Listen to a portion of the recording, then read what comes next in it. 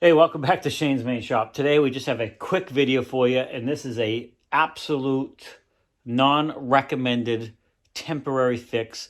And the problem is we have a Dodge Ram 1500 here, 2001, four-wheel drive, and it will not lock into four-wheel drive. And I'm going to show you why that is in just a second. The shifter mechanism inside the truck works perfectly fine. That goes in to activate, to get the transfer case in the proper gear. But then the actuator at the axle is not engaging and locking the two axles together. And I'm going to show you, I have the part ordered, but I'm going to show you a temporary fix. We got a storm coming up here, and I'm down 2 plows right now. So I got to get this one at least temporarily working. So I don't recommend this, but it's going to work. Just quickly, before we get into the video, make sure you swing over to The Art of Doing. Another YouTube channel has different topics than I have, but a lot of great and interesting stuff. And his name is Ben, and his channel name is The Art of Doing. And he's really just trying to inspire people to try something new, something you might not have tried before. So swing over there, let him know I sent you, and maybe you'll find something interesting over there as well. All right, let's get this thing fixed. We have some four-wheel drive before the next snowstorm. Okay, let me explain what we're looking at here. We are underneath the passenger side of the truck, looking at the front axle, and what we're specifically looking at is the four-wheel drive actuator unit. So when you shift the vehicle in the four-wheel drive up in the cab, a couple things happen. You lock the transfer case and all that type of system in by shifting that main lever up there, but then it activates the vacuum system and lines that will activate this little diaphragm inside here. And here's the hose that comes down, the hoses that come down to that. Normally it's plugged onto that post there and another one right here, but you can see that's rusted and gone. Hopefully you can see that. It's a big rusted hole there. And what happens is it creates a vacuum on this side of the baffle because there's a spring mechanism there. And when that vacuum is created, a disc connected to a pin slides towards the center of the vehicle. And when that slides over, there's a fork mechanism that's that goes in towards the axle that slides over a coupler that actually joins the two axle sections together, so then you are in four-wheel drive.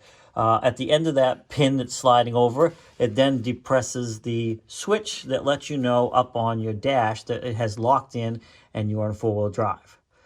So as I just stated, this is all rusted out, so of course it can't create a vacuum, so it won't go into full drive. The lever up in the cab works perfectly fine, but it wasn't locking in, and when I got under here and looked, I saw the problem right away.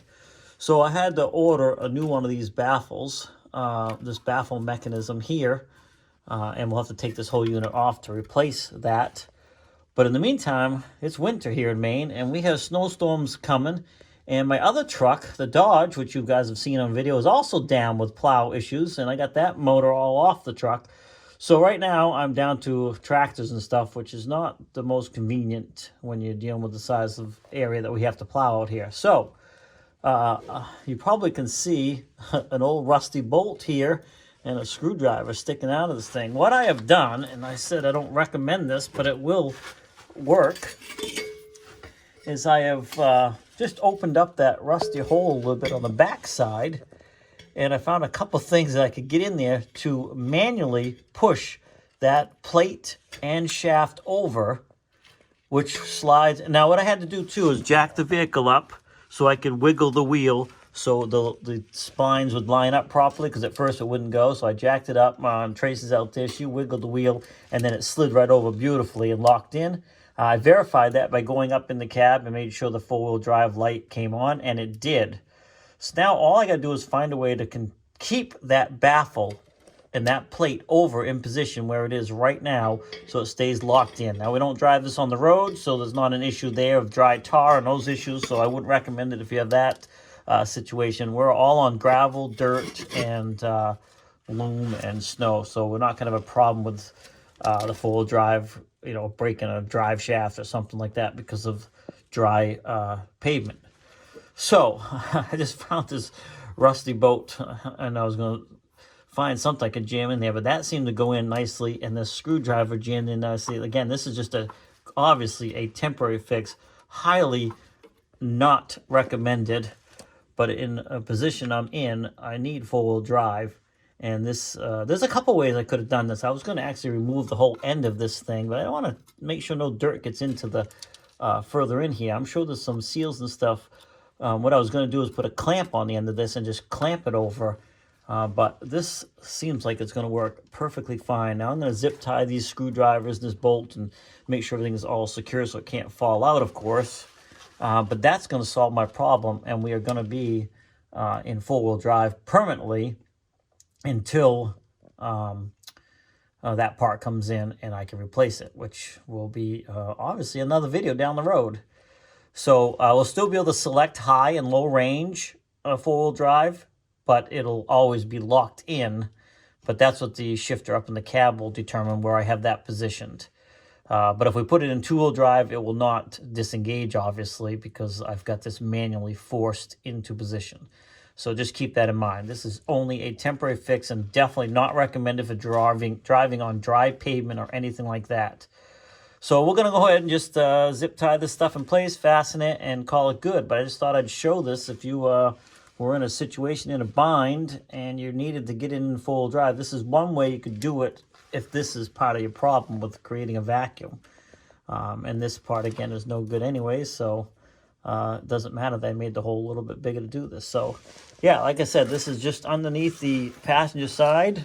And there's a lot of good videos out there showing how to, fix these and stuff. So check those out and you can kind of get a better idea. There's a great video explaining how these things work and stuff. So I'm not going to try and copy that. They did a great job on it. This is just a temporary repair to have four-wheel drive, and I think it's going to work for us. So please come back often. Check out our videos. Thanks for swinging by Shane's Main Shop. Have a great day, and we'll see you in the next video. Okay, I know I ended the video, but I just thought I'd show you the end result. So that's you can see the bolt there a little bit and the screwdriver, and I zip tied those together, taped them together, zip tied the screwdriver to this hose, and then I zip tied between the screwdriver and the bolt pulling forward into the hole so it can't back out. I don't want it to back out because I don't want it to disengage while it's moving because that could potentially damage the gears. So anyway, there is my temporary repair to be permanent four-wheel drive.